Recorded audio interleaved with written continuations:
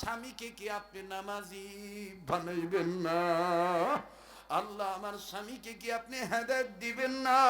বাজান এই জায়গায় কার জীবনে কি গুনাহ আছে আমার জানা নাই।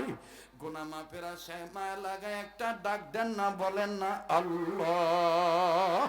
দেন না, দেন না, ডাক দেন না, বলেন না আল্লাহ। এতগুলো মানুষের ডাকের মধ্যে কেন মাওলা পাকের ইশকের ডাক নাই? আমার বন্ধুরে মায়া লাগায় আবার বলেন না আল্লাহ, আবার বলেন না আল্লাহ।